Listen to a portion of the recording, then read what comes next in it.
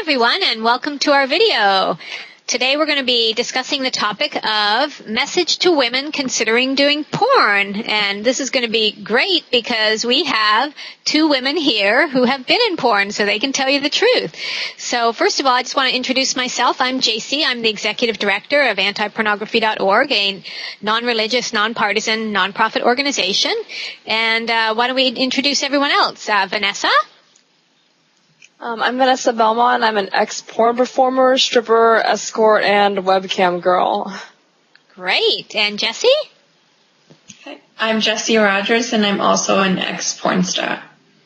Okay. And we have our guest, Jason. Hello, I'm Jason, and I'm a current law student. Okay, great. All right. So, Vanessa, you wrote this article, right, about women considering entering porn, and you really told them the truth. So why don't you get us going here and just tell us what your basic message is to women considering doing porn? My basic message is that you think it's going to be one thing, and it's really not. And even when you do your research, like I thought I did, I thought I knew everything and that I was going to use the industry and not let it use me, and I still ended up really, really regretting doing porn. Got it. Yeah. You get screwed in all sorts of ways, not just on film. Like, by agents, by guys who, like, are trying to date you but are dating you for wrong reasons. Like, there's just so much shadiness that goes on. Got it. Yeah, I mean, there's STDs and all that, and the porn industry never tells you that. Like, when you first get with your agent, I know they told me that it's no big deal, like, you know, it's safe, everyone's tested every month. And then when I got chlamydia, they told me, oh, that's no big deal, everyone gets chlamydia, just take the pill and you'll be fine. And they don't tell you that herpes is really common. They don't tell you about how sick you're gonna get. I always had strep throat and pink eye, and they leave out all that kind of stuff. Exactly. Like, when I first got in the industry, I got strep throat like at least 10 times. And like, I had to keep going to the doctors and to the hospital. There was one time, actually 2 times, that I had to go to the emergency room because I got so sick. And yeah, before I did scenes, like, the agents would tell me, like, oh yeah, it's safe. It's actually safer than having sex with civilians, you know, but because everyone gets tested and all of that. But, you know, they don't get tested for everything, and they don't use condoms, so it's really not safe at all. Yeah, and the testing, it's only once a month, and all it does is just tell you that you have something. It doesn't prevent, really, disease from being spread, because you've got that whole month where you're doing scenes, and you could still have a clean test but have something, you know? Right. Right. And even when you get, like, minor things, I know, like, I would get UTIs, bacterial vaginosis, yeast infections, like, throat infections. Like, they don't really care. They're like, oh, it's okay, you can still go do your job. Like, people would rather get sick as opposed to lose thousands of dollars. So... yeah, you can't cancel because then everyone's mad at you. Like, I went to set with strep throat and stuff because I felt like I couldn't cancel, or the agent told me just go anyway because they won't hire you again if you cancel or if you don't show up. Yeah, exactly. Right. So I guess the basic message is for young women going in to realize that they're not going to really be treated with, you know, kindness, dignity, and respect. That, you know, they're just there to be basically used to make money for the porn directors and producers, right? Yeah, they don't care about you at all. They're disposable. And, like, the performers aren't trained. It's not like a job where you need a degree, or like, even when I worked at Hooters, I had to go through training, and I had to, like, get this little, like, food certificate. Like, in the industry, you don't do that. You just get to set and do a scene. So, like, you can get injured on set, and, like, you'll never get compensated or anything like that. You'll have to pay all of those hospital bills, all of those medicines, like, all out of your own pocket. That's right. I mean, like you said, you read the doctor all the time. Okay. Yeah, but isn't it that performers don't offer health insurance? I don't know if is that correct? Like, have you two ever been given any type of health insurance or anything like that in a way? No, because you're an independent contractor. Yeah, you're responsible for all of your, health issues. Oh, wow. You don't get any retirement benefits either from porn, right? No, in fact, it makes it so much harder because when you try to get a regular job, you have your porn all over the internet, and it's like you can't really escape it because everyone just knows you as the porn star. And I guess you're not really going to be able to go out with any letters of recommendation from your former employers, right? No. Yeah. Or if they gave It's a nightmare trying to get a job. Yeah, they can after say, porn. I applied to so many places, and they were just like, they'd Google my real name, and all my porn would show up, and it was over. Right. Then they're going to wonder, like, well, what have you been doing the past 7 years, right? Yeah, I had like a totally blank 7-year, like, no work experience. But what do you mean, Vanessa? Having sex wasn't great work experience? You can't really put down porn when you're trying to get a regular job. Exactly. And not only that, eventually everyone's going to see that you did the porn, right? Your coworkers and bosses and your spouses and your children, if you decide to have children later, and your family. Yeah, that's what I worry about a lot, is I'm never going to be able to date because everyone I date is just, I'm going to be looking at them and wondering what they've seen.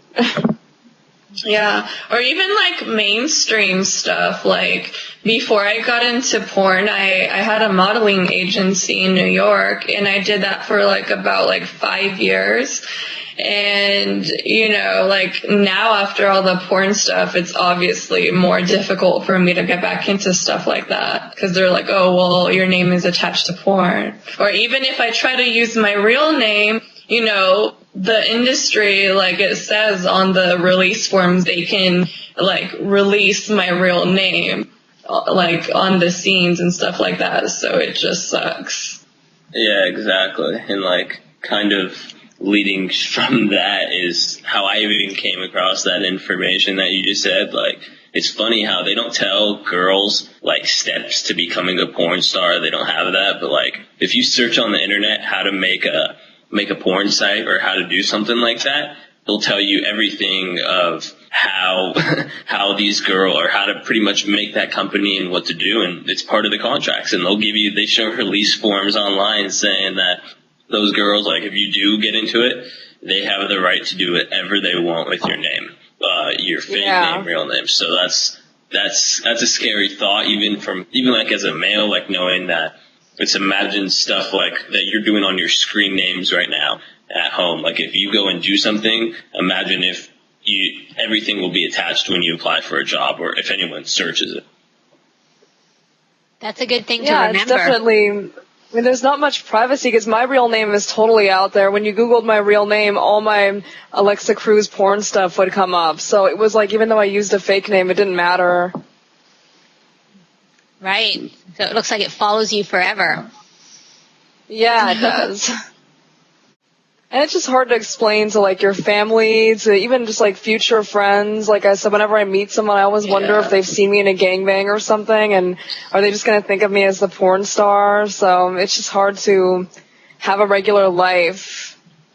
Right. Nobody's moms would want their daughter or their son to do something like that, to get in that kind of industry. I don't know any parent that would want their child to get into porn or would be happy about something like that. It kind of ruined my relationship with my family for a few months. But then I slowly, they ignored me for a while, but then I started talking to them again. And then after I quit, we were all best friends again. They're okay. Right, and now they can be proud of mentally you. And mentally it affects you emotionally, just having, using your body, selling it. I looked at myself as just a thing or an object for so long that now it's weird to think about actually relating to people as a person, if that makes any sense. Yeah. Yeah. Because I was a commodity for so many years. Right. It's kind of like having to totally reform an identity because you were playing a character for so long, right? Yeah, and like I had low self-esteem when I got in the business, and I thought the business would make it better, and it made it so much worse, and I'm still dealing with that. So all that attention from the fans, how great they say that you look and you are, that didn't do it for you, Vanessa? No, because after a while, like, it gets old just hearing the same stupid crap and getting the same emails saying, oh, I want to do this to you, I want to do that to you. Like, they don't really like you, they just like this character and they just want to have sex with you, and it's not real attention or admiration. Right, for you as a real human being, you know, Vanessa, the person. Yeah, they don't care about you. Got it. So what else should women know when they're entering porn? Because, you know, they all think, oh, it's not going to be like that for me. I'm going to make all this money. I'm going to be famous. I'm going to cross over into mainstream. It's going to be great, right? Because that's what the porn producers and directors and recruiters tell them. So is any of that true? Money isn't even that great. Because the money, I mean, it runs out pretty quickly, because how long are you really going to be able to shoot? I was lucky that I still got work after 7 years. Most girls get shot out and stop getting work after like a year or two. And even if they made a lot of money in those 2 years, it's like, that's not going to last the rest of their lives, you know? In the long run, it's not much money. Got it. Definitely. Yeah, it's a lot of money, like, up front, but then it's not something that you can really, like, invest in or, like, do for the rest of your life and, like, keep making more and more money. You start making less money. Got it. Yeah, and your scene is out there forever. It's just a one-time payment that you get, but the company keeps making money forever and ever off this one scene. Mm-hmm. Yeah, it's crazy too. Like, a message to girls: if you are gonna do it and you think that you could play the game, it's already designed to set you up for failure. It's like blackjack at a casino. No matter how hard you try, it's going to be pretty hard to beat the house. And at the same time, it's like what Vanessa said, that they make so much money off of these girls that they're paying. Literally, they're paying pennies on the dollar to run their companies. And these girls are willingly accept it. Like, if you were going to do it, then charge $10,000 a scene starting out. Because I don't think girls really realize it. Not even that, $1 million. Yeah, you could charge even 10 grand runs out. Yeah, exactly. And if you charge a lot of money, like, girl, I don't think they don't tell these to the girls in the beginning, but the industry is only surviving off of those young girls and those girls willing to do it. If every girl started saying, I want 10 grand, 20 grand, 50 grand a scene, then you're going to see that, okay, well, they won't be able to do anything. The girls set the industry standard and the industry pay, but it's kind of this weird stigma that, like, oh yeah, you just have to pay them like $600, $1,000. Like, that doesn't, like, people think like porn stars make all this money, but if you look at it, like, $1,000 in one scene, and if they're doing however many a month, that'll range anywhere from like $1 grand to $6 grand, even 20 grand a month, which is still, if nothing will top 120 grand, 150 grand a year, which is if you go get a degree and do a job and do that, like, it's a crazy equivalent, but those people who are paying you that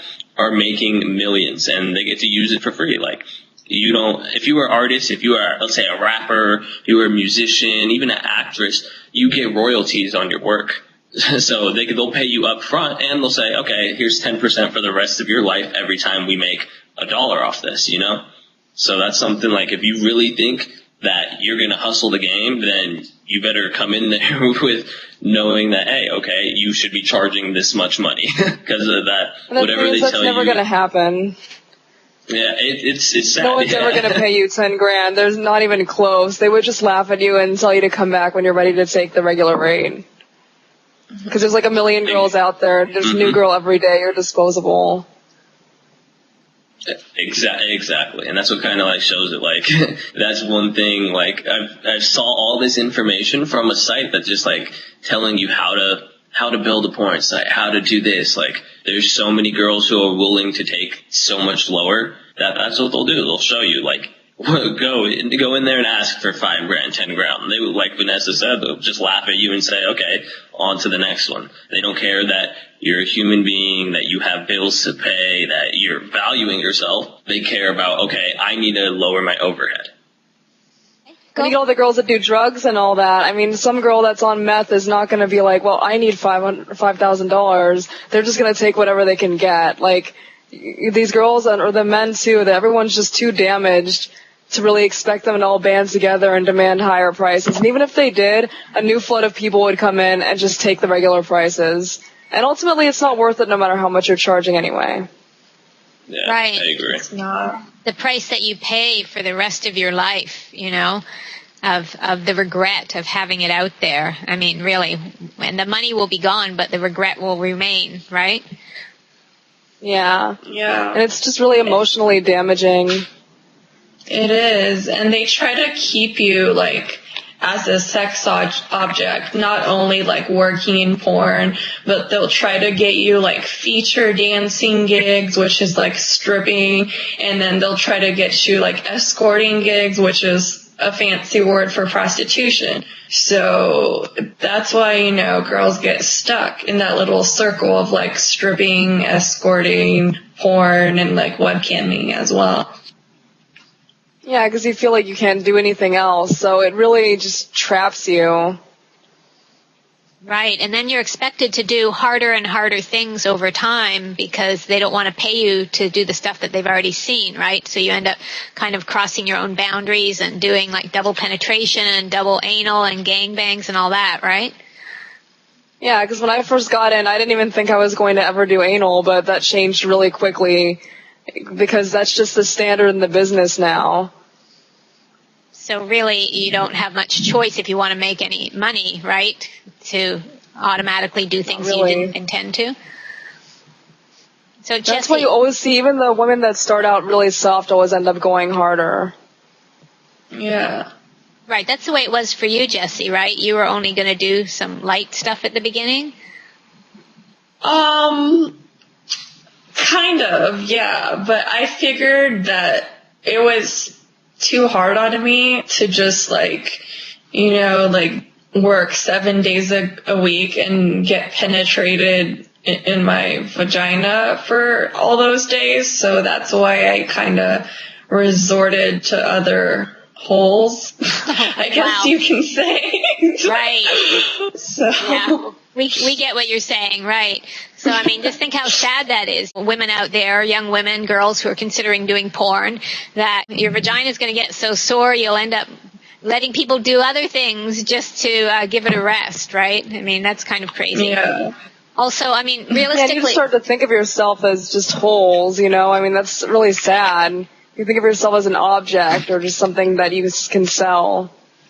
Right. And how does it also affect relationships? I mean, for any young woman going in, how is she really going to have a healthy relationship with a partner, whether he's in the industry or out of it, right? It's almost impossible. Yeah. I mean, like, I know a lot of girls that are strictly lesbian performers usually have boyfriends and stuff like that. And that's why they're only doing girl-girl, because their boyfriend won't let them do anything else. But, like, if you do other things, it's not really possible to have a relationship. Like, I don't know any guy that would like to see their girlfriend have sex on camera. Unless or you he's get, like, the pimps, you know? You don't like the pimps or the guys that are... just want to have a porn star girlfriend. You don't get people that actually like you for you. Yeah. There are guys in the industry that will want to date you, but just to make money off of you. So they're just basically using you. Right, exactly. I think they're called suitcase pimps or something like that. I think that's what... Yeah, exactly. That's what they call them on. Yeah. It's just crazy on, like, the amount of resources there are just teaching males how to pretty much take advantage of women in the industry. It's crazy. Sounds like it. Suitcase pimps is the word. And it sounds like they really just, the people when you start in the porn industry, like they're just not going to tell you the truth about it, because if they did, then you wouldn't even start, right? Right. Yeah, they'll never tell you the truth. And like, you end up a worse person in general than how you were when you started the industry, because people will try to pull you so low in so many different ways. Like, they'll try to like feed you drugs and alcohol and like all this stuff, and like take you to parties and this and that, and it's very damaging.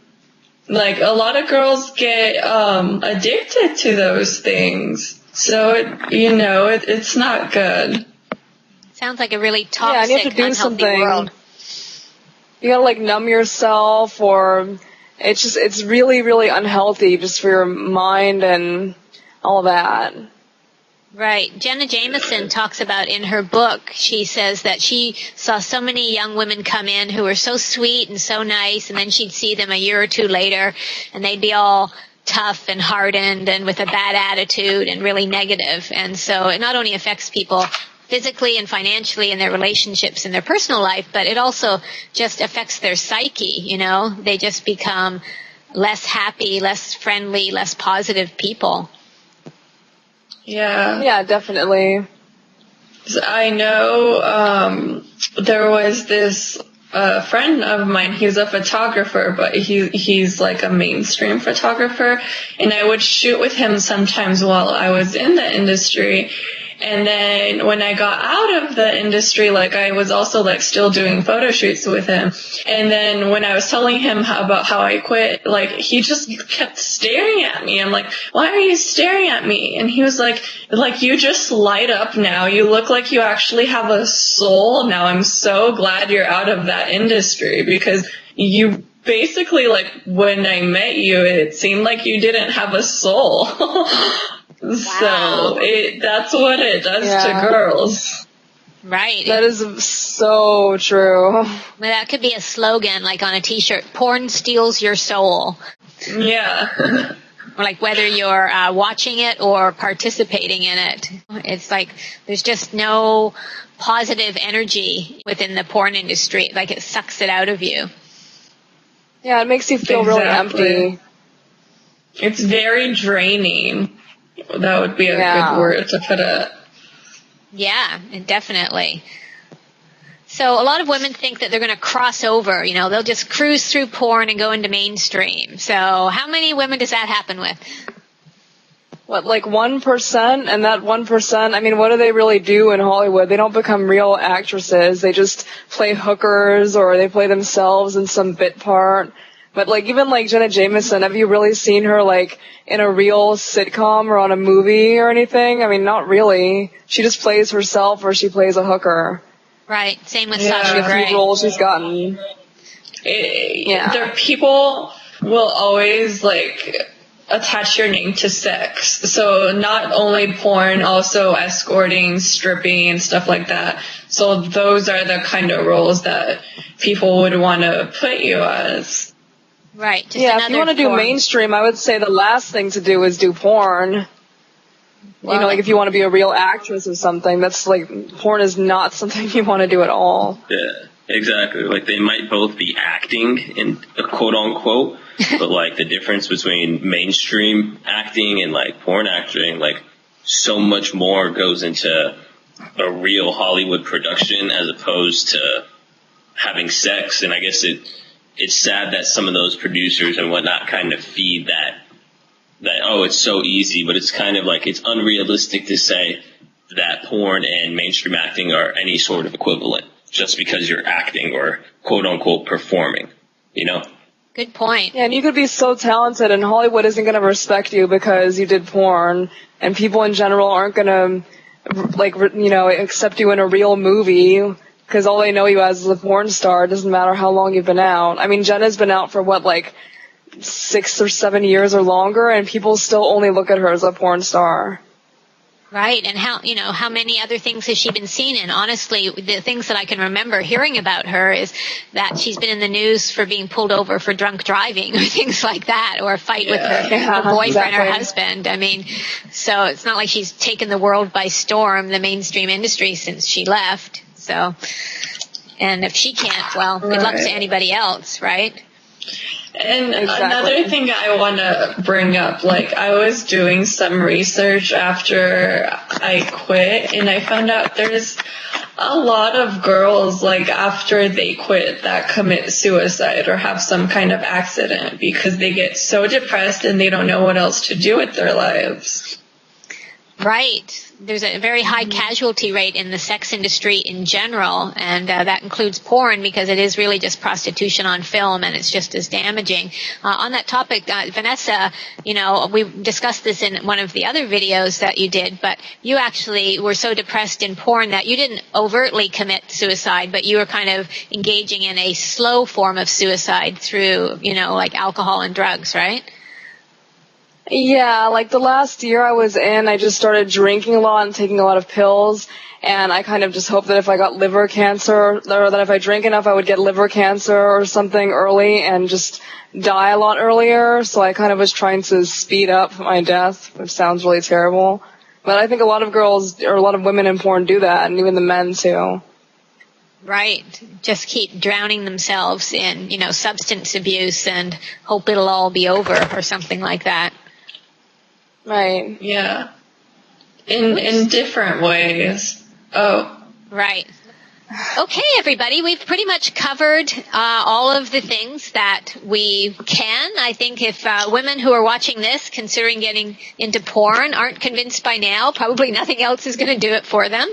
But why don't we just go around and everybody give their final thoughts. So, Vanessa, you once were that young woman, you were 16 and you were planning on getting into porn when you were 18, and, you had your goal. If you could talk to yourself at that age now, what would you say? Obviously, I would say don't do it, and it's not going to make your self-esteem higher. You're not going to make as much money as you think. You're not going to be a star. It doesn't matter how much research you did. No amount of research prepares you for what porn is really like, and I regret it so much now, and I almost feel like I really ruined my life. Wow, that's powerful. Okay, Jessie? I'm pretty much on the same boat. People think that it's going to fulfill them, whether it's financially or improve their self-esteem, but it just makes it worse in every single way possible. And it's not going to help you mentally, emotionally, physically, financially, how the public sees you. Like, those fans that you think porn stars have aren't real fans. They're just people masturbating. So, yeah. Right. You're just contributing to Kleenex sales, as Jenna Jameson once said. Okay, yes. Jason. Pretty much. It's kind of the way the whole industry is set up. Like, you're designed to not succeed in a way with everything they do. And like, I don't care how good you are at guessing numbers. If you're playing roulette, there's no way to beat the house every time. You might think you have a chance. You might get lucky a couple times in a casino, but everything is designed to hurt the women just like it is in a casino, to not minimize the whole situation to like a gambling problem, because porn is obviously 10 times worse for the women, but it doesn't. Like Vanessa said, no matter what you think coming in, it's hard to beat a system that's rigged and designed to send you down certain holes and keep having you dig your own hole. Wow. Yes, that makes a lot of sense. It definitely sounds like there's just no way of going through porn and getting out even as good as you came in at the beginning. Okay, great. Well, and I'll just add that even the successful people in porn, the top people in porn, still have all these issues. A lot of them, most of them still even aren't happy. So if the successful people aren't happy and are still having all these issues, what do you think all the other people in porn feel like? Exactly. So it sounds like it's definitely not a wise career choice for anybody, and definitely something that they will regret. Okay, so all right, you people in the comments. Did you have something else you wanted to say, Jessie? I was just gonna say, and it's not empowering at all. Right. Like, I know some girls try to say, oh, I'm gonna feel empowered and this and that because I get to call the shots, I get to pick what kind of scenes I do or who I work with and this and that. But it's not like that at all. When you get to set, the director tells you what to do. It's not the other way around. Exactly, and we or actually... Even if you make your own site, it'll be the fans telling you what to do because they're basically in control of your money and they're going to be like, oh, well, I want you to do this or that. So in the end, you won't be doing what you really want to do. Right. Doesn't sound empowering at all. Great, and we actually have a whole other video on that topic of is porn empowering for women, so you can check that out, anybody, if you think porn is empowering for women, and we'll tell you all about how it isn't. Okay, great. Well, all right, so we know there's a lot of viewers out there watching this, and you're probably having something to say yourself, so please comment and let us know what you think. We want to hear from you, and also please share this information. Like this video, share it, add it to your favorites and playlists. Share it with people you know, because there's a lot of young women out there who are buying into all of the lies that the sex industry is putting out, and they're actually seriously considering porn as a viable career option, and they don't really understand what they're getting into, and they need to know. So we have to educate people, so we're counting on you to spread the word. And also, I wanted to let people know that, as you can see, Vanessa and Jessie here have a lot of great things to say about this that will really inform people, and that they are available to do speaking and writing and going on talk shows and being interviewed and all that, right? Yeah. Great. All right. So we have a page at our website where you can connect with them if you're interested in having them come and speak at your school or conference or come on your TV show. So check that out. We'll put a link in the description. Also, I wanted to let people know we have a bunch of different social networks where you can connect with us. So in addition to YouTube, we have Twitter, Facebook, Tumblr, WordPress, Google+, Pinterest, and Instagram. So check out the links in the description and join us there. Also, I wanted to say that Vanessa has already been interviewed for a documentary and a radio show, and she has a page at our website with all of her articles, and so you can go and check everything out there. And also we have tons of videos at our other channels as well as this one, so please subscribe because we have lots of interesting topics coming up, okay? And finally, if there's any current or ex-porn stars or performers or sex industry people, and you want to either get out of the industry or you want to join with us and speak out against it, please contact us because we really want to hear from you. We want to let people know that there's lots of people who were in porn who regret it, and we also want to help those who are in it to leave because we can provide, emotional support and guidance and things like that. Okay, well, thanks everybody for being part of this video. It was great, and we'll see everyone next time. Bye. Bye. Bye. All right.